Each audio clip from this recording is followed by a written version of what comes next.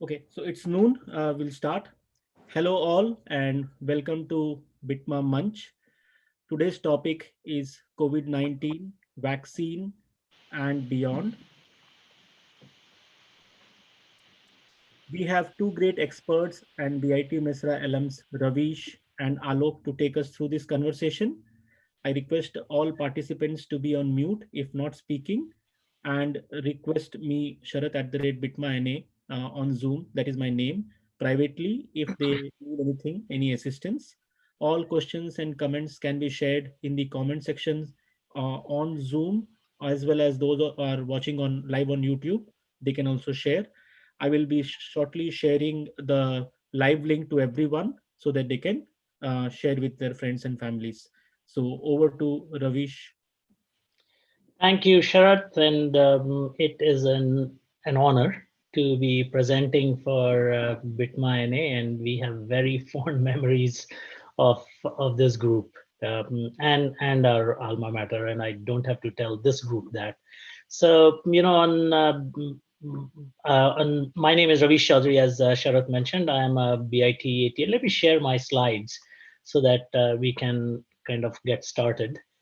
Uh, just 1 second. Share my screen. Sharat, if you can let me know if you can see my screen. Yes, I can see Okay, you. wonderful. So I'll go into presentation mode. So once again, my name is Raveesh Choudhary, and I am BIT 8892 batch, and I've always been confused if I should be saying 88 batch or 92 batch. Well, I decided to call it class of 92, and this is, I think, almost everybody. Everybody should be in this picture. We took just before we were graduating, and if you're wondering where I am, that's me in the back and with long hair. And I think after 28 years, I now have the same hairstyle because I can't go to the barber anymore. And there's Alok there in the back, actually in the front. And in case, I mean, we have changed a lot. Alok is on the call as well, and I'm grateful that he'll contribute in this talk as well. One other person I actually wanted to introduce was my dear friend from St. Xavier School, Dr. Anirban. He's a nephrologist in Rochester here, and I invited him here because he actually has hands-on experience treating COVID patients. So it would be amazing for him to chime in when there are some clinical aspects or experiential aspects. So that's the class of 92 for you. And so, it's a little unconventional way to start a COVID vaccine talk. But I thought, just go through what happened since 92. So, you know what, believe me or not, I mean, we had phones like that you see on the left when we were graduating out of BIT, and that was only in the common room. So here are the things that happened in the last 28 years. We had mass emails, and I know BIT, we were just beginning to be amazed with being able to send emails. And I think I made my first Hotmail account shortly once I started working. And then we had pagers and cell phones, which kind of pagers had a very small life cycle, and cell phones quickly took over. And then we had digital cameras. By the time I was immigrating to Canada around the turn of the century, digital cameras, and once again, cell phones took it all over. And now we are on Zoom, Teams, Google, whatever virtual technology we have. So why am I talking about all this? I mean, it's just that, it's almost like for the last 28, 30 years, we have been preparing for a time like this when the world was shut down. And, I don't need to tell this group or anybody in the world what it means to be shut down. And I'm really glad personally that we have technology that we can talk and we can kind of continue on virtually. So with that, let me quickly go on to say, what are we going to discuss today? We are going to talk about the new coronavirus. Some of this may be repetitive, but the whole purpose of this is to demystify and make sure that I like to say that there's a pandemic going on and there's a infodemic also going on, and there's lots of confusion, lots of different things. I do want to mention that although I work for AstraZeneca, this is in my capacity as an alumni and as a BIT-MASRA alumni, and we'll not be talking about comparison or making claims about various drugs or vaccines or where they're at and all that. Partly because these are in public domain, and it's not fair to even talk about the data when it's not approved. So we'll talk about the coronavirus. We'll talk about the COVID-19 disease that SARS-CoV-2 leads to. We'll talk about management approaches, and I think some standard terms like herd immunity or social distancing and all that. So the logic behind that, some of those things, and how we have been managing so far. I wanted to add a little bit about the phases of clinical trials, and there's a lot of discussion about phases and approval and all that, and demystify some of those things.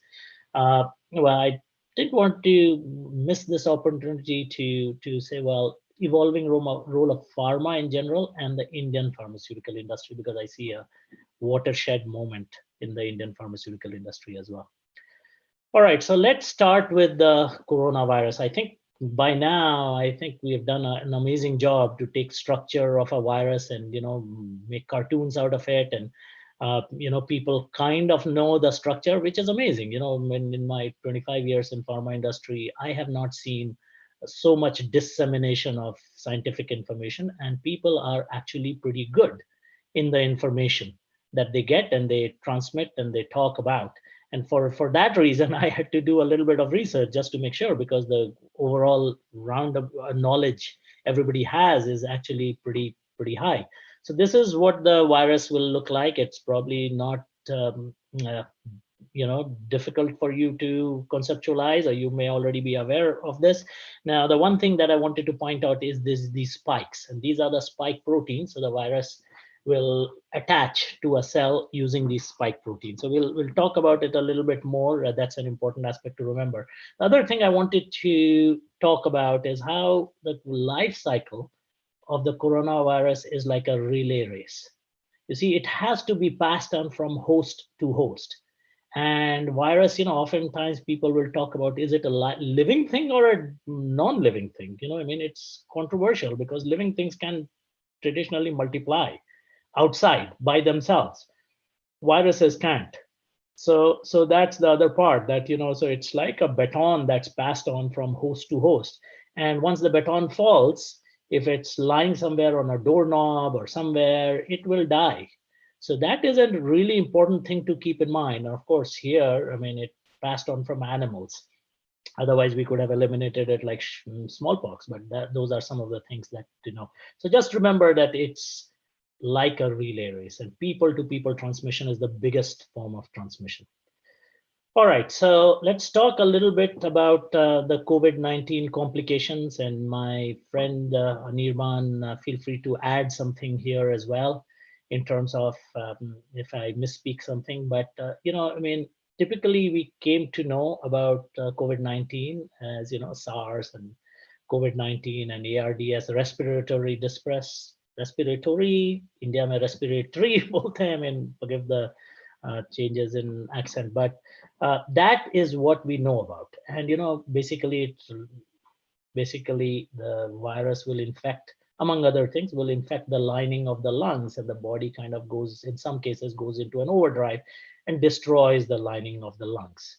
And that will then mean there is opportunity for pneumonia and opportunistic infections, and that's why a lot of people go on ventilators and all that. But that is, we're beginning to find that there are a whole bunch of other things that happen. There could be neurological complications. People are coming down with strokes. There's cardiovascular complications. People are, myocarditis, and there's an inflammation of the lining of the heart. Pancreas can be damaged. Acute kidney injury, and nobody can speak better about it than Anirban. Septic shock, acute liver injury. And the one other thing I wanted to mention is, sometimes what happens is body gets into this cytokine storm. So the body goes into an overdrive and starts putting out all these immune modulators and other things, basically to fight the infection, and that causes more damage. than anything else. So I'll just stop for maybe 5 seconds and see if Anirban wanted to add something here, or I can continue. Anirban, did you have anything to add here? So, I mean, I just wanted to say that, I mean, you probably didn't need me because you did a pretty thorough job of describing what the range of manifestations are. Just as a small introduction, my interest in COVID is also because I'm a transplant nephrologist, which means I have a small lab in immunology, and I deal with T cells, B cells, and antibody responses and all that kind of stuff. So I'm actually quite fascinated by the immunological aspects of COVID, that there seem to be a lot of pathophysiology associated with an excessive response to COVID, and a lot of the manifestations, and the only drug that sort of seems to be helpful, dexamethasone, suppresses the immune system. But like Raveesh is saying, there is a lot we don't understand, and it's clearly just not a respiratory virus. It has a very protean manifestation. So I'll just leave it at that, and pretty much everything else Raveesh was spot on. Wonderful, thank you. So moving on, so a little bit, in a simplified version, we don't want to go too deep into it, but we've already talked about the virus, right? I mean, it's a novel. I don't know if we should call it novel. There should be a deadline beyond which it's not new anymore, but it is a novel coronavirus, and these are all the spikes. And what that does is it uses these spikes to attach to the cell wall. And once it attach, all the contents from inside are basically injected into the cell, and or the virus goes inside and the outer protein will dissolve, and then all the virus is very, very clever. All viruses are very clever. What they do is they use the host genetic material to make their more viral DNA, so, or RNA, as the case may be. So basically they're recruiting and all that, and that's how they multiply. And once they multiply, and then they explode, and they infect neighboring cells. So I think the one of the approaches that when you make an antibody, you can make antibodies against these spikes. And so if the antibodies go and attach to all these spikes, then the virus will not be able to attach to the cell. There are other techniques, other things as well, looking at viral DNA and RNA and all those other things. But I just wanted to quickly touch upon that. All right, so what are the management approaches? So number one is social distancing, masks, and hygiene. I know that we all know about it, and I wanted to just bring some fundamental concepts, not bore this group with more information that you've been exposed to already. We'll talk a little bit about the vaccines in general, and the phases of trial and all that. Artificially made antibodies, right? I mean, vaccines is when you inject a vaccine and your body makes antibodies. And I mean, there's a lot of work going on in looking at existing monoclonal antibodies which can be given. And it's like this, the difference would be vaccines are like teaching a person how to fish, and artificially made antibodies are giving a person a fish. So basically, you can feed or protect the body for a day, but vaccines are a longer-term solution. But in acute situations, I mean, there's a lot of work going on there. Convalescent plasma, we hear a lot about it. We'll talk a little bit later as well. When people who have recovered, you take their plasma and then you give it to other people, and you want to make sure that hopefully that will help. So when data is all coming out, it's all over the place. Antivirals, I grew up with people telling me that you don't have any antivirals, and for the longest time we thought that you can't do much against viruses, but that has changed. Hepatitis C is curable. AIDS is literally almost you can stop it. I mean, it's as good as being cured. From the time Queen Freddie Mercury died to, there's a lot of research that, so lots of exciting things happening in antivirals. And then you have immune modulators like Anirban was saying, the dexamethasones and all that. When a body goes into overdrive, you want to suppress and prevent the body from damaging its own cells. So immune modulators. So we'll probably address that as well.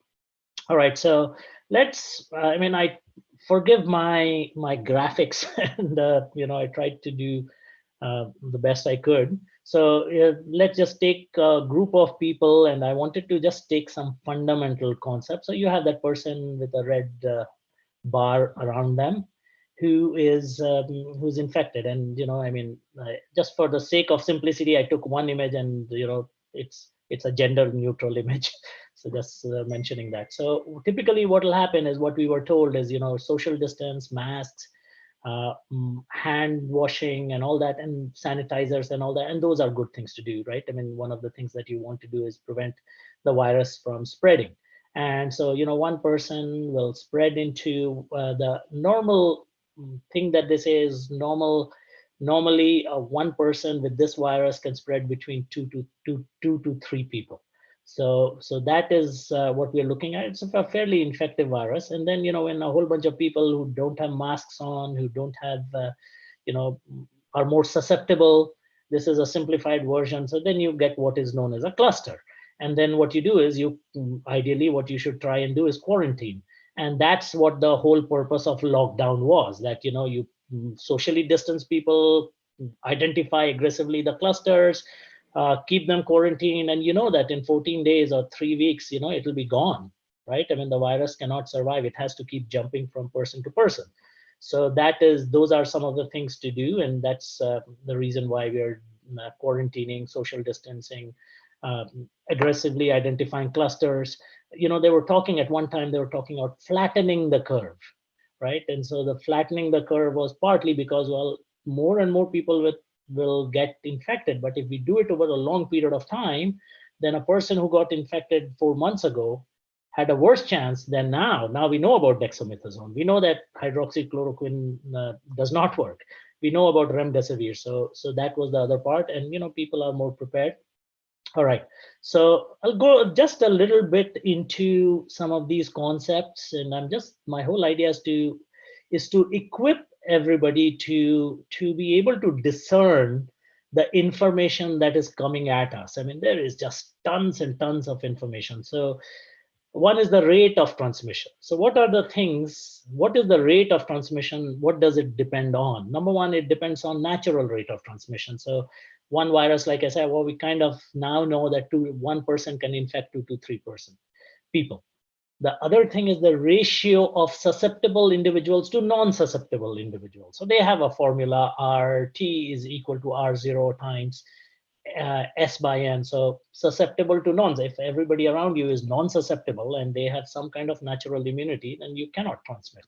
So, and the third interesting thing is behavior of individuals. And that is where all this, reopening and the discussion we are having around, should we open up the school? Should we not? Should you wear masks? Should you, some of the schools in the US, they are threatening the students because they're having big parties and all that. So that is something to keep in mind. And, so these are the things that are, that affect how they're transmitting. And below, what I did was I just pulled it up from one of the sites. There are lots of sites which are tracking, and you see all the US states. I don't know if there's something around like this for India as well, but you see all the US states where the line of one means one person is transmitting to another person. And if it is below, then the virus is receding. If it is above, then the virus is still expanding. And you can see New York, they've done a pretty good job. It's kind of fallen below unity. All right. So now the other part I wanted to talk about was herd immunity. And, people are talking about herd immunity. So what exactly is herd immunity? So you have that same person with a bar around, and what you're trying to do is you're saying, well, this person can potentially infect a bunch of other people. But what you do is, if there are people who have had infection and have developed antibodies, or if there are people who have been vaccinated, then what happens is this person will try and the virus will try and jump from one person to another, but people are able to protect. So typically in any population, you will always see a group which is outside, who are not protected or have not been vaccinated. But if you have enough people who have immunity through vaccines or natural, then some of these people are protected. So they talk about 60%, or that I'm not an epidemiologist, but they'll talk about when enough number of people have herd immunity, then enough number of people have immunity, then most of the population is protected. And the virus, remember, they have to find viable hosts. So if you make it really difficult through masks, through social distancing, through washing the hands, through natural immunity, and then vaccine-laden immunity, then the virus will not be able to spread. The only challenge with this virus is it's jumped from animals to humans. So if it was a human-only virus, it was possible to eliminate it. When it jumps from species, and here there's some confusion, but people think it jumped from bats. So that becomes a challenge. How do you remove it from bats? All right. The other next thing I wanted to talk about is the phases of clinical trial. And, it's kind of rewarding and amazing at the same time to see how much people know about these phase 1, phase 2, phase 3. The knowledge base is amazing. So let me talk about the phases, and I want to talk about a little bit about the approval. Like we heard that all the jokes I saw about Putin, the Russian vaccine and all that. So wanted to address that in that context. So what you have is phase 1 trial. So first you have animal testing, and you do preclinical studies, and it's basically you're trying to make sure that it works in cell lines, then works in animals. And then you come to phase 1 testing, where you're doing in a small group, and you're trying to find out the safety, you're trying to find out the dose and what dose is good and all that. But mostly you're looking at safety and making sure that the primary rule of medicine is, above all, do no harm. So that is what you're doing, and you want to do it in a small group, because you can't just do a big phase 2 study in a whole bunch, and it might become a little bit challenging. All right, then you have phase 2, where it's larger than phase 1, but again, you are now doing, larger groups, you're doing safety and efficacy trials, and you're trying to make sure that, this vaccine is safe. And sometimes you'll see they said, well, we'll do phase 1, phase 2 together. Typically, you wouldn't do it, but here, the risk is so high, and people are dying, and economies are shut, that they say, well, let's just do phase 1 and phase 2 together. But then the important part is phase 3, large scale clinical trials. And what you do is you take the drug, or the vaccine in this case, and test it in really large, 30,000, 40,000 people. And you have to go, that's why they are chasing where the virus is growing. So right now, Brazil, India, a lot of these other places, the trials are being done, because the virus load is going up, people are infected. So you can't really go ahead and infect a bunch of people. It's not ethical. So what they do is they will basically give a whole bunch of people the vaccine, and another group, they'll give a similar vaccine, but it's not really a COVID vaccine. And then they will wait for natural infection to take its toll, and then you'll be able to tell, did this vaccine protect or not? It's really, really important. In phase 1, phase 2, you see immunity, and Anirban was talking about, the B cells and the T cells, and, the memory cells and all those things. But the only way to know it really protects is large phase 3 trials to get some confidence. And that's where most of the trials are currently at, some of the leading ones. Now, at any given point in time, after phase 3, the data is then given to the regulatory authorities, and they will look at the data. There'll be lots of discussion and all that, and then they will go ahead and approve it. But then sometimes there is approval. Countries can go ahead and approve it before phase 3 and without phase 1, phase 2, or data being published. So that I will not wade into the appropriateness of approval, because in wartime situation, countries do all kinds of things. So it's up to individual people and individual countries to approve it. But having said that, if you've not had enough data, you've not had large phase 3 trials, then your confidence in the vaccine is suspect. And that's why you'll see Dr. Fauci and all these other people, saying, well, they've not done phase 3. How do we know? Who knows? It might be, well, basically, if you approve it and then give it to a whole bunch of people and people take it, that's your phase 3 trial, right? So approval is not, I just wanted to put that in context, just so that when you see, the Russian vaccine, or some, the Chinese have a conditionally approved vaccine, so what it means. And then That's not the end. You have phase 4, post-approval monitoring, and there's a very, very strict monitoring. Lots of Western nations, and I know India's been getting pretty good at it as well. Lots of Western nations and lots of, I mean, any adverse event has to be reported. There's monitoring, and sometimes you'll find out things you did not find in phase 1, phase 2, phase 3 studies. So that's the overall process, and hopefully it did clarify the little bit confusion that's going on in this area. All right, so with that, let me move on to, I took this from New York Times, believe it or not. I mean, they are doing a thorough job, and there are 135 preclinical trials. There are about 21 in phase 1. There are 13 in phase 2.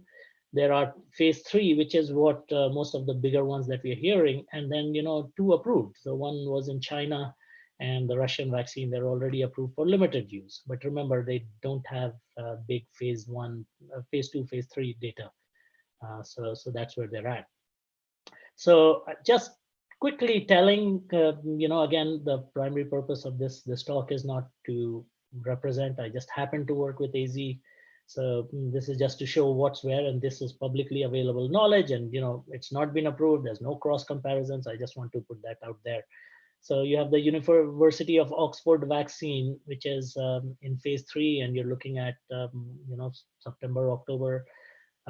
That's a adenovirus vaccine. So basically a shell of the chimpanzee virus, and they've modified it so it does not affect humans. Then you have inactivated vaccines, where basically, that was a good strategy. You take the SARS-CoV virus, inactivate it, and give it in its whole form to the body. The body really doesn't know that it's an inactive virus, and it'll start producing antibodies. So they are in two Chinese vaccines in advanced stages as well. You're looking at October. Moderna, you may have heard, that's a mRNA vaccine. They have a different technology.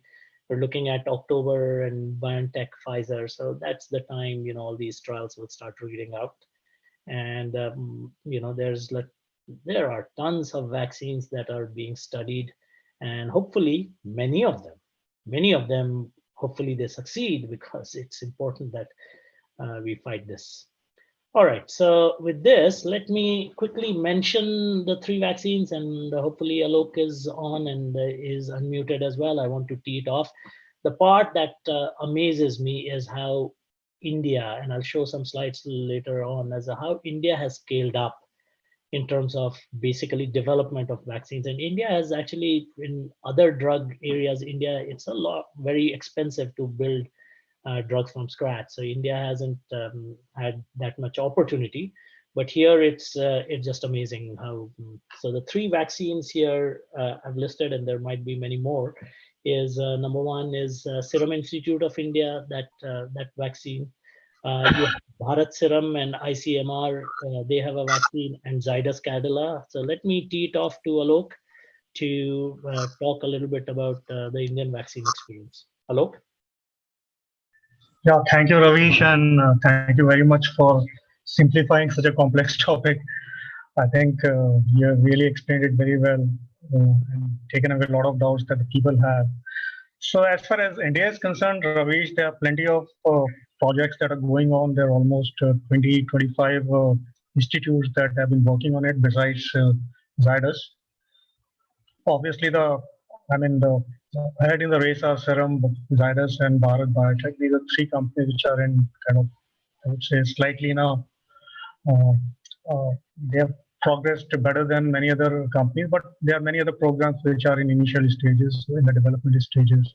So Zydus is working on a vaccine which is based on DNA technology. It is a DNA vaccine, and I must qualify that in the world there is no DNA vaccine still approved for human use in the world. So this is a technology which always existed, but no other vaccine has yet been approved. And same goes for the mRNA on which Moderna is working. So that is also a very novel technology which is being tried for this vaccine. So what happens here is that we replicate the DNA sequence of the spike of the virus, and then we inject it into the cell, where it goes to the nucleus and translates, and then translates into a protein against which immune response is triggered. So we are into phase 2 now. We have done the safety. We have done animal trials, so it has been successful. I mean, we did not find any safety challenges. We found a good response, immunological response, immunogenicity, and we have done the phase 1 on about 40 patients. Again, it was found safe there. Now we are doing phase 2 in about 1,000 people, and then if we get further approvals, and if this phase is successful, we'll get into phase 3. And there's quite a possibility that based on phase 2 results, the government might allow emergency use authorization for limited population, for example, emergency health workers. But that is just a guess. But phase 3 would be a larger trial, as you said. So it will take about at least 10,000 to 15,000 people. And uh, after phase 3, ideally it will be commercialized. So it's going to take some time. So any vaccine which is being developed in India, I think it's a couple of months away. So if somebody claims that a vaccine is going to come in November or December, that is very, very unlikely. It might come for limited use for limited number of people, but not for use in the larger population. So these are the 3 advanced programs running in India, and the serum vaccine, is in collaboration with Oxford and AstraZeneca. So that is the vaccine that you guys are developing. So it is serum will basically be contract manufacturing the vaccine for AstraZeneca for use in emerging countries. So then there are plenty of other institutes, India Immunologicals, CCMB, IASC. So these are the various institutes which are also working on different technologies. Some of them are, for example, Bharat Biotech vaccine is an inactivated vaccine for which Sanofi has already got an approval. So there are various technologies being applied here. Some are new, some are time tested. Inactivated vaccine, I mean, there are plenty of approved vaccines there. So it is the most reliable vaccine technology when it comes to vaccines, but it has other challenges in terms of manufacturing. But when it comes to DNA vaccine, it's easier to manufacture. And whenever the virus mutates, it's easier to basically you change the sequence of the DNA, and then you can uh, uh, come up with a new vaccine very quickly. And manufacturing is also not very difficult, because when you're handling a live virus or an attenuated virus, you are basically you have to be very, very careful. Manufacturing is quite complex there. But and then those even the logistics and transportation for these kind of vaccines is very, very challenging. You need to have cold chain and all that. But for DNA vaccines, that is not going to be an issue there. So let's hope that we'll get to see after phase 2 we'll be in a more certain position how it is working, and if we see a good response there, and then I think I would say that there's a high probability that we would see a first DNA vaccine approved all over the world.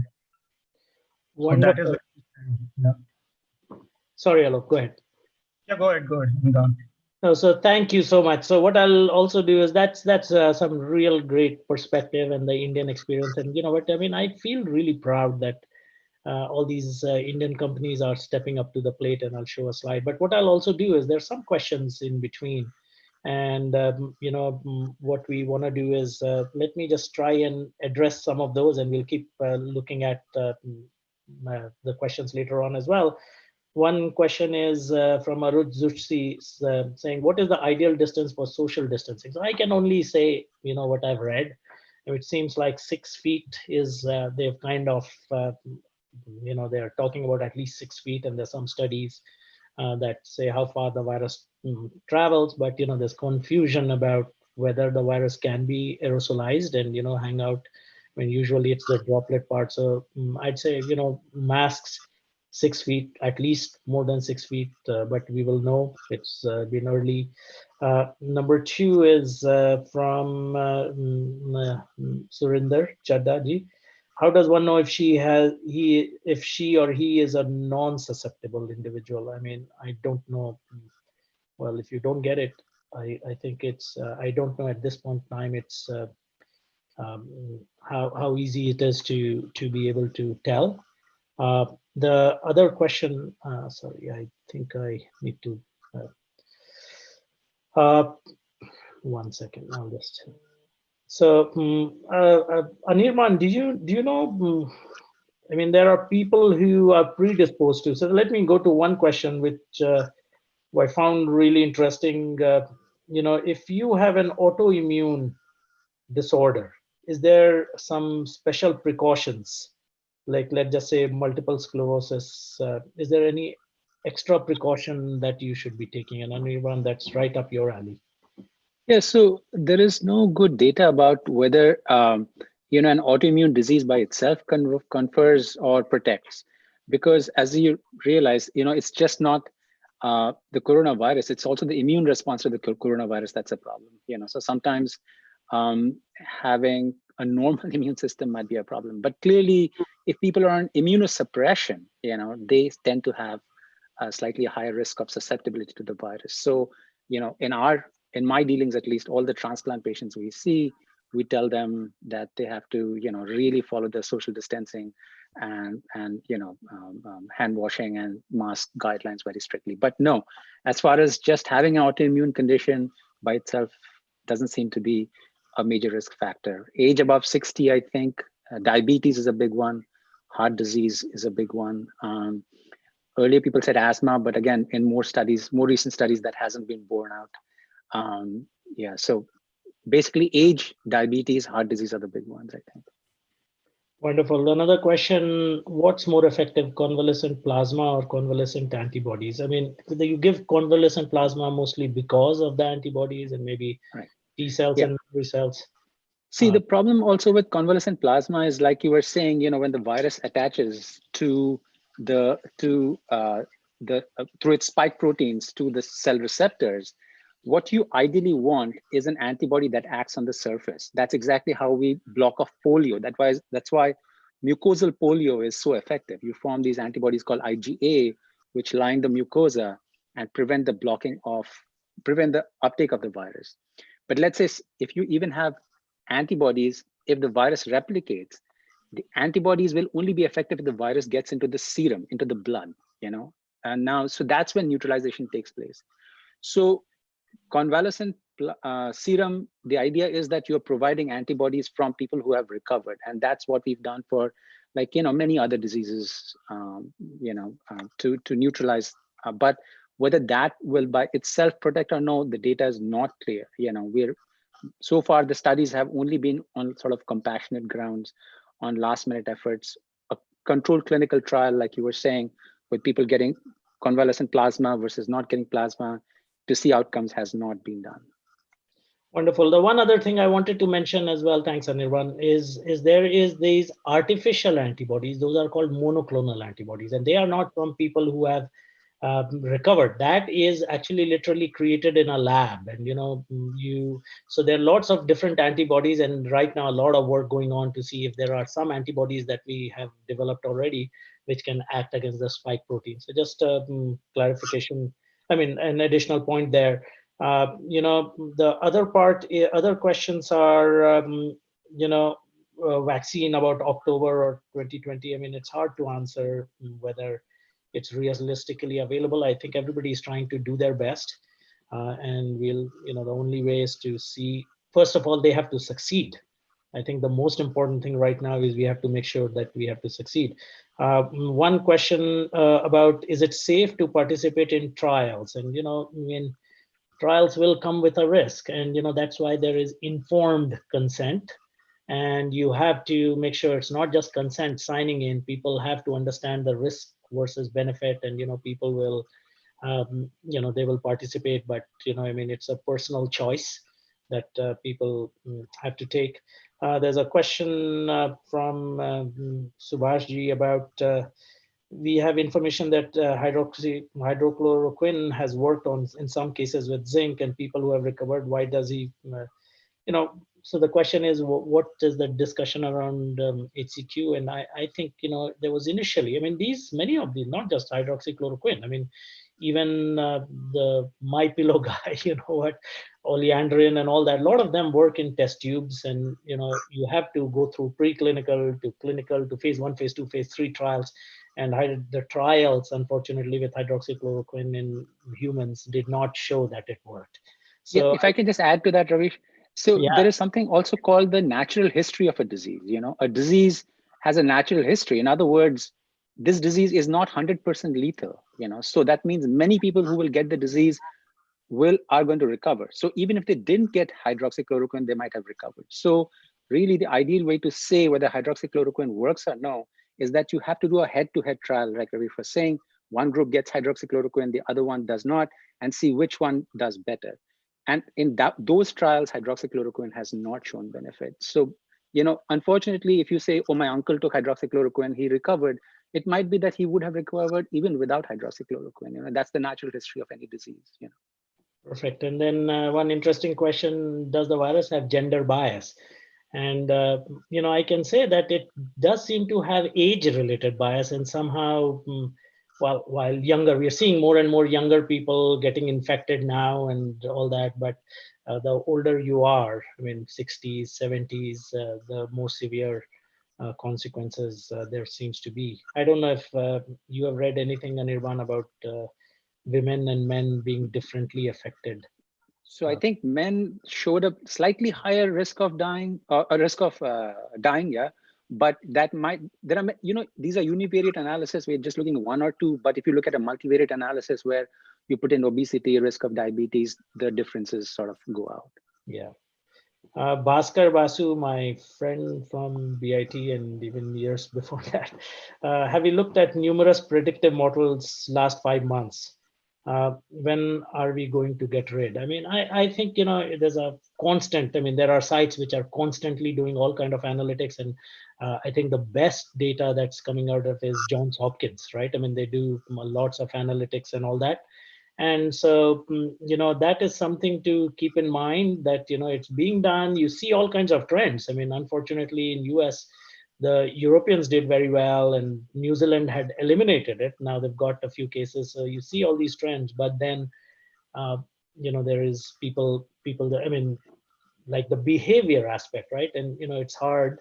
So we'll see over a period of time, but vaccines, at least the one part that I can say, there's a lot of excitement around some of the drugs, and we can see light at the end of the tunnel, right? We'll still have to see whether they work, but at least we can see. We could have been struggling with it with no end in sight. I read that in some cases, if exposed to other viruses like flu before, the chances are less. I'll tell what I know, and Nirman, feel free. I don't think there is we have known that there is cross reactivity, and if you got flu, you are less likely to get coronavirus. It's a new form which body has not been exposed to. So of course, data is early stages, but it doesn't seem that if you've been exposed to flu, you are protected. Anirban, do you have to add anything there? No, I think you're spot on. I don't think there's any data suggesting that exposure to flu confers any kind of protection. All right, so let's keep going, and then we'll take some more. There's one other question. Are these companies sharing data with regulator concurrently during these trying times? I think they are working really closely. With my company, I don't know where we're at. There's a whole separate division, but I would think that the regulatory authorities are working really, really closely. And let me go on to some interesting things after that, and we'll come back to some more questions right now. So, the other treatment approaches we have touched a little bit, we'll quickly go through it. So vaccines are just one. You have drugs that block viruses. And, we know that remdesivir and favipiravir and some of these drugs, they act differently on viruses, and they have modest efficacy, if you will. They don't block it totally, but they have modest efficacy, but at least we have something. And so there was one analysis which said, well, if you are, by flattening the curve, at least you have done is now you can be treated with some of these things and you're less likely to die. There are drugs which mimic the immune system. So convalescent plasma, which Anirban was talking about, monoclonal antibodies, which are, from one clone they are produced, and and interferons are all these things that body itself produces which fight viruses. So you can artificially mimic the immune system. And then putting out the friendly fire, what Anirban was also saying, that the body sometimes goes into a hyperdrive. That's why you'll see sometimes people get the infection, they're okay, and then suddenly within days they will deteriorate really fast, because the body's immune system has gone into an overdrive and it's killing everything inside wherever there's infection. And now if you destroy the lining of the lungs, you destroy the lining of the GI tract or heart and all that, now you have a problem. So that's where dexamethasone and some of these cytokine inhibitors are dexamethasone has definitely shown benefit. Now, this is the interesting thing, that you have remdesivir, you have favipiravir, you have dexamethasone, you have all these things which have shown benefit, and yet there is this infatuation, if you will, with hydroxychloroquine. And I think that's why it is important to look at the data. And there's something that I've read is the first piece of information that comes out, people have a harder time to discard it. And so my only advice would be that when you are looking at newer data, it's important to not get married to something and let the science and let the data guide us. All right, so I'll go a little bit around. There's one point I wanted to make around how the governments and funding that is coming in. So this is a typical pharma life cycle. You have a preclinical stage where oleandrin, for that matter, or some of the other drugs that you study in a test tube, and then you get to phase 1, phase 2, phase 3 clinical trials. And then typically this is not a COVID vaccine thing. You'll get the introductory phase where the drug will be launched, and then you'll have growth, and then you'll hit the patent cliff, and then the patents will be lost, and then generic companies will come in, and then they are much cheaper. But remember, there's a lot of money that goes on in, it's expensive. You don't have a research heritage. It's time consuming and risky. You may not have the vaccine, so, and post-approval access issues. So what I wanted to talk a little bit about how that is changing in COVID-19 vaccine product life cycle. So typically, you have that same thing. You have the same, product life cycle. But what has happened is, in addition to pharma funding, there's a lot of government funding. You're hearing about warp speed and all these government putting in funding. The timelines have been shorter. Academia and pharma is collaborating. So in essence, what has happened is this has kind of shortened the life cycle, right? And so you're looking at phase 1, 2, 3 trials. You're still, it's shortened, but that's why it is very important to still do these trials. It's a little bit shortened, but what has it also done is has taken a little bit of risk away from these companies who develop, and so it's in the greater good. Lots of times the research funding trials go a begging. Now, interestingly, why we were able to do all this is because there were lots of labs in academia and other places who were already doing this kind of research with SARS-1. And then SARS-1 disappeared and the funding disappeared. So that's why in Ebola and some of these techniques have been brought in. So just a little plug for the kind of research. I do want to, and Alok may want to speak here, but I did want to talk about if there are some people from BIT Pharma current batches. I know Swastika was also she's a professor in BIT Mesra Pharma. So I wanted to, this was basically for some of the kids who are there right now, is the, as an industry, pharma industry, especially the Indian pharma industry has seen an amazing growth. And just to tell people what it was, if you're not familiar, in 1970s, before that, it was all multinationals. And then Indian, there was this changes in law and patent rules and all that. And, the process patenting became you could make the same drug with using a different process, and all that led to an explosive growth in the Indian pharma industry. And, you started bulk drug manufacturing, and then, export to, and Alok, I know, has spent many, many years in that area, exporting to, many countries and all that. But now India has come to a point where you can continue being the generic manufacturer and work in the low margin area, or you can do what lots of companies, including Alok's company, is doing, is to develop your own products. So Alok, I don't know if you want to say anything here with your experience in all these before we move on. Yeah, Raveesh, I think I would like to couple of questions which have been addressed to me here. I think Nitish has asked that what is going to be the price of this vaccine. I can tell you, I don't think this vaccine is going to be commercially available for quite some time. I think most of the procurement will be done by by the government, and then it is going to be distributed by the government, probably at the subsidized rates or free of cost to the general population. So it's going to be some time that we're going to see a vaccine which you can buy off the shelf, at least in the couple of months of its initial launch. And even when it does, I think it is going to be affordable for people like us, people like middle income group. I don't think it's going to be very, very expensive because the scale at which we are going to produce it and the technology that we are going to adopt here is not very, very complex. So I think it is going to be affordable. But yes, most of it is going to be procured by the government and then distributed to the population.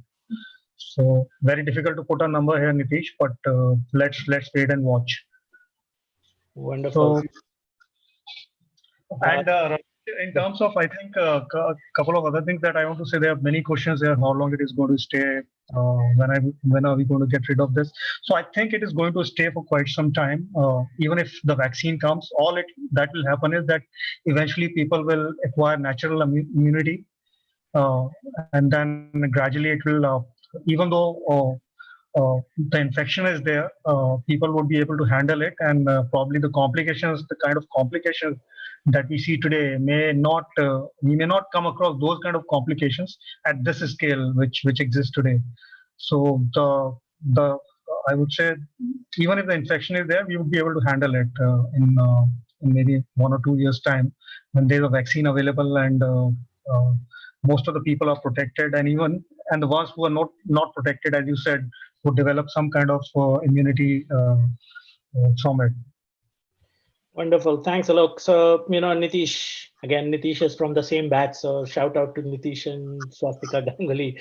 Great to see you guys taking out time late at night. Now, there's one other question from Abhiram Chakha. And it says, are governments skipping any important step because of vaccine nationalism, basically in order to approve the vaccine first? And, that's the part that I mentioned about the Russian approval or Chinese approval. I mean, in the end, science is what should lead. And, it's a personal government risk. Do you approve a vaccine and say, well,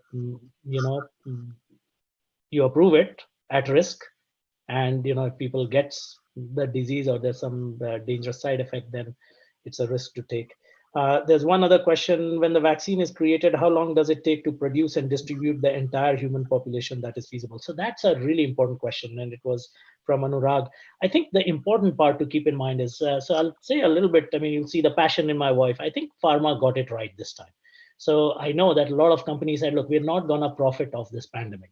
We're not going to charge a lot of dollars. So a lot of companies, what they're doing is they are producing the vaccine even without knowing whether the vaccine is successful, so that if it is successful, they will not spend a lot of time manufacturing it. And therefore, you see a lot of companies working out in the distribution channel and all that. They're all working to make sure that the vaccine is available, and the time frame it takes to build up, scale up, and these are products is minimal.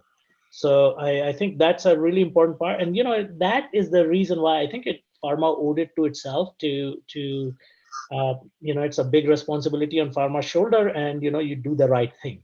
So I did want to mention that. And so let's keep going. And the other part, then we're almost towards the end, and we'll take some more questions if there are, and I'll go back and see if we have missed anything. So, Yeah, Ravi, just one thing. I just want to remind everyone, we have 7 minutes, so please feel free to post your questions in the chat, and I will share with Raveesh. Raveesh, over to you. Thank you so much, Sharat. So, if I can come in here, there's another important question that has been raised here, which is, what if the virus mutates? What happens then? And we have a vaccine which has been developed, manufactured, given to the individual, but the virus mutates, then that vaccine is going to work or not? I think that is a very, very, very important question here, because and that is where I would say a vaccine which is based on a mRNA or a DNA technology can really handle that eventuality well, compared to inactivated vaccines, where you need to again culture the new vaccine or the mutated vaccine, and then again have to go through some phases of trials. But in a DNA vaccine, where you're just modifying the sequence, that is where it can easily handle the mutations. So if we get if for example, if theoretically, if the Moderna vaccine or the Zydus vaccine gets approved, I think they would be in a better position to handle any mutations coming on in the virus. But not for the inactivated vaccines or maybe live attenuated vaccines, where it is going to be slightly more challenging, and it'll take some time. I mean, not that it'll not work at all, but it'll take some time for those kind of mutations to be managed and a new vaccines to come into the market. And again, there is another question by I think Nitish, for how long the vaccine can protect the individual. So that nobody knows as of now. I mean, we have to see. I mean, because the trials are going on, we will have to monitor those individuals or subjects which have been dosed, that how long the neutralizing antibodies remain in their blood. So this is something that would be very, very important, because if it works for 2 months, 3 months, then probably it would be challenging to commercialize those vaccines, because you can't give a vaccine every 2 months, 3 months. So it has to work for at least a year. So this is something that we can't answer now, but I think we would get to know, because most of these trials you see have started in the month of June or somewhere near that. So we'll get this answer maybe a couple of months down the line, but not today. Thank you, Alok. And what I'll do is I'll rush through some of these things just so that we answer some questions. And I mean, the single biggest thing is data. I mean, we'll all wait, and let science show some of these things, how they're lots of. I mean, I've seen so many dead bodies littered with research. That's why it's so difficult, and I'm hopefully many vaccines work. All right, so one thing I quickly wanted to also mention is when we talk about high growth, this is the BCG matrix most of you must be familiar with. We talk about IT space and all that, and we talk about how they are doing an amazing job, high growth, high market share. Pharma and telecom, of course, pharma is moving into this sector. Imagine we talk about make in India and all that. I mean, every lots of medications are already being manufactured in India, and so I think this is beginning to happen, and it's a little bit under recognized. So I just wanted to say that it's in my mind it's fair to add pharma in the high risk, high market share star category for India. And then with that, the only other thing that we took a bunch of questions, we'll go over it again, and I can look through as well. Alok, feel free. I did want to mention is that social distancing is the exact opposite of social media distancing, and I'll go back to my original slide of how it's almost like we were preparing for a year like this with all the digital transformation. And to me, digital transformation, not the transformation of the digital side, it's people's transformation to accept digital stuff. So that is one. And the 2 points I'll also mention is there's a pandemic going on, there's also an infodemic going on. So let me stop here, and I'll go back to some of the questions, and if I apologize if I miss some people's questions as well. Hopefully we'll be able to cover, and hopefully we were able to cover some of the most important thing. Once again, I mean, the idea was not to get ahead of the science, but let me just see then after effects of COVID-19. We did cover some of that. This is from Hrithik. Well, you don't know. I mean, the virus has not been there long enough, so you don't know if long-term what are the consequences. But the ones that we know is that there's consequences of heart, lungs, kidney, brain. There's a lot. I don't know, Anirban, if you wanted to add anything there.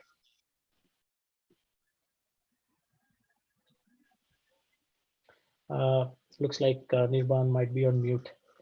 I'll go to another question. One important question is, why is the rate of recovery very high in India? So it's a little, we don't know. I mean, I don't know. I can only speak from what I know. You have to keep also in mind that the people in India are by and large younger than many other populations. And it seems that this virus has more severe consequences when people are older. And there are lots of things that are currently ongoing. And why is it that younger people have less severe consequences? But now we are seeing a little bit of moving trend of younger people getting infected. And then let me see. Alok, do you see any other questions that we have not answered? Okay. Sorry, go ahead. I think we have covered everything, Raveesh. I can't see anything. I see one with do viruses transmit from packages, floors, doors. So, I think that's the other part. It's like a relay race, and, it has to jump from people to people, and, sometimes, through air or aerosol, and that's there. It is absolutely possible that, somebody can sneeze into their hands or touch their hands, touch the doorknob, another person touches it, and, it can definitely happen. Is that the major route of transmission? No, but it is possible, and that's why sanitizing your hands and all these standard things, wearing masks, maintaining social distance, and whenever you touch outside, keep washing often. Fortunately, we have a major thing. Can you imagine if we were not able to kill the virus by simply washing our hands? We take it for granted, right? That's a big deal. So something like that to keep in mind. I see Nitish's question about cost of the vaccine. Airborne transmission possible. There is confusion. There's droplet-related transmission and airborne transmission. Droplet-related transmission is when you sneeze or cough and the droplets fall, and that's why that's 6 feet. Airborne transmission is a whole different thing, where the virus particles of, I think it's 0.25 nanometers or something, it's floating in the air. And that's why there's more concern in indoor spaces where recirculated air. So we don't really know. I'm trying to see. So let me open it up to Sharat and see if there's some things that we have not been able to cover. And I think we are at 1 o'clock. Yeah. So it's 1 o'clock. We always try to close at 1 o'clock, and I have my lunch here. So that was what it said, have lunch and talk about this. So thank you very much, Raveesh, Alok, Anirban, and all those who participated, Arijit, Subhash, who helped. Thank you for this excellent session. One of the best sessions we had. And with that, I think we can close the call, and all of us can maintain social distance and hope and pray to God that we will somehow get through this tough phase in our life. Thank you. It's about social distancing. One you used, Raveesh. Thank you, everyone. Can I just add one thing? Sorry. Please, yeah. I just want to add to what Raveesh was saying is that, this is a war footing. Normally, vaccines take about 4 or 5 years to come. So people have to have hope. You have to feel optimistic that things are actually going to get better. It's just a matter of keeping your patience till they do. But it's a war footing. The effort that is going on is tremendous. So I just want to leave it on a positive note that it just can't be that we think, oh, when will this thing get better? It will hopefully get better, but it's much better than if we were living in the 1950s and this has happened. Science, technology, government interplay, interaction has advanced things so much more. And I can't go without acknowledging my friend Vishnu Khemka. I see him there. So I can see most of the ceiling, but it's really, really nice to see all these friends of ours. And hopefully you found value. More importantly, hopefully now you know how to assess. The whole idea was that you are able to assess all the information for yourself. And thank you, Raveesh. Alok, thanks, Raveesh. That was great talk. Thank you again, Raveesh, Alok, and Anirban from BITMAA-NA for the wonderful talk, making it easy to understand. Really appreciate your time and effort. Thank you again, all. Thanks. Thank you, guys. Thank you all. Yep. And stay safe.